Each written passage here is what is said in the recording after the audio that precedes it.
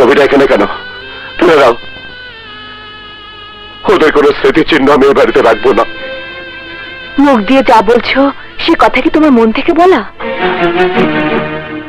দুর্জয় চৌধুরী যেটা বলে সেটাই বড় কথা। মিথ্যে বললে। তোমার মনের কথাগুলো যে ব্যথার জল হয়ে চোখ দিয়ে গড়িয়ে পড়ছে তা আমি দেখেছি।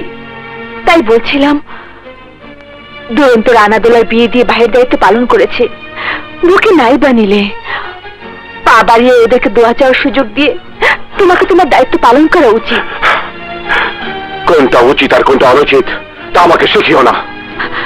শিক্ষা তো তুমি আমাকে দিয়েছো, যাকে বলে উচিত শিক্ষা। যার শত্রুতার রেশ ধরে রক্তের ভাই বোনকে বাড়ি ছাড়া করেছো, যার মুখের দিকে তাকিয়ে বিয়ে না করার সিদ্ধান্ত নিয়েছিলে, যার খুশির জন্য সেই সিদ্ধান্ত থেকে সরে দাঁড়িয়ে আমাকে স্ত্রী মর্যাদা দিয়েছো, তোমার সে বুকের দন বাপ্পি আজ ঘুমায় না, দিন রাত চাচু চাচু বলে কাঁদছে, ফুপি ফুপি বলে অস্থির হয়ে আছে। অশান্তির ঝড় তোমার মনটাকে উলট পালট করে দিচ্ছে। দুর্জয়, এখনো সময় আছে, ওদেরকে তুমি ফিরিয়ে আনো। হ্যাঁ বড় ভাই, ওনাকে ফিরায় আনেন। না, ওদের কাছে আমার চেয়ে যখন ওই রানাই বড় হয়ে গেছে তখন আমি মনকে পাশন করে মরে যাব। তবুও নিজের আদর্শকে ছোট করব না, কিছুতেই না।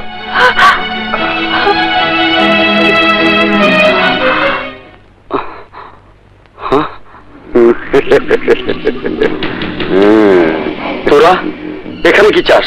বিয়ে খেলা তো ভালোই খেলেছিস, এবার কলার ছোকলার মতো দুর্জার বোনকে ডাস্টবিনে ফেলে ফিরে চল। না, তোদের ষড়যন্ত্রের জালে পড়ে আমি যা করেছি, দোলাকে বিয়ে করে সে জাল থেকে আমি বেরিয়ে এসেছি। না, বাবার হুকুম অমান্য করলে পরিণাম কি হবে তা তুই ভালো করে জানিস। সুতরাং আমি যা বললাম তাই কর।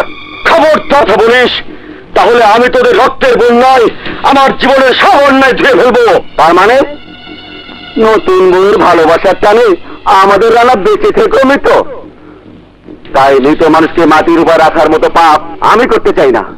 আজ এখানেই তো লাশ আমি দহন করবো।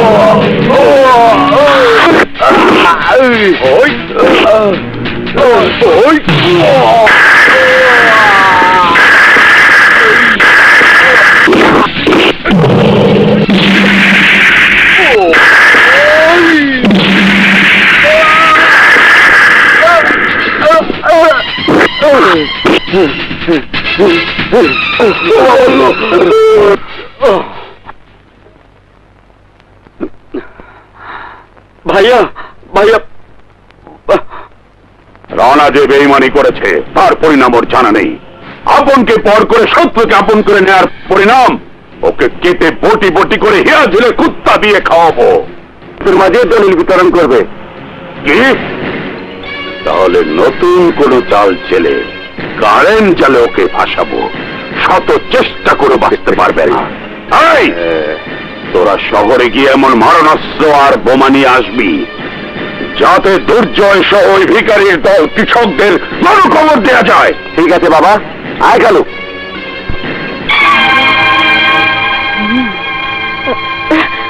শোনো ভাইজান, ওরা যদি আসতে দেরি করে তাহলে আমাদের হাতে দেরি পড়ে বসে থাকলে চলবে না। আমরা হামলার প্রস্তুতি নিয়ে সময় মতো মামলা খালাস করে দেব।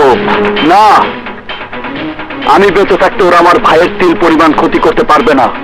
তাহলে এক্ষুনি রেল স্টেশনে গিয়ে ডলার কালকে আটকাও। আজ শুভ নববর্ষের দিনে কি দেখছি? মেঘ না চাইতেই বৃষ্টি, দুরন্ত তুই নিজেই জমের ঘরে ধরা দিলি। জমের ঘর? আরে হাসার কথা তো আমার, আর তুই হাসছিস।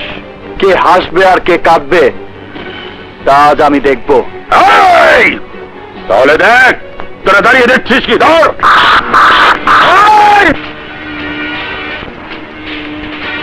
আমাকে মারার আগে তুই নিজেই তোমাকে মারা যাবি, আমি সেই পথ তৈরি করে এসেছি। তাই, কিন্তু আখিরি রাস্তায় দাঁড়িয়ে আছে তোর ভাই। কিছুক্ষণের মধ্যে তোর ভাইয়ের ক্ষত বিক্ষত দেহটাকে সাদা কাফনে ঢেকে দেওয়ার ব্যবস্থা করেছি আমি। আর তোকে যখন পেয়ে গেছি, তখন এক কাফনে দুই ভাইয়ের দাফনের ব্যবস্থা করব। আকরাম, দাফন কাফন কার ভাগ্যে লেখা আছে তা একমাত্র খোদাই জানে, কিন্তু আজ তোকে আমি জানাবো। নিয়ে কথা বল। হ্যালো হ্যালো, কথা বল, বল বল, কথা বল।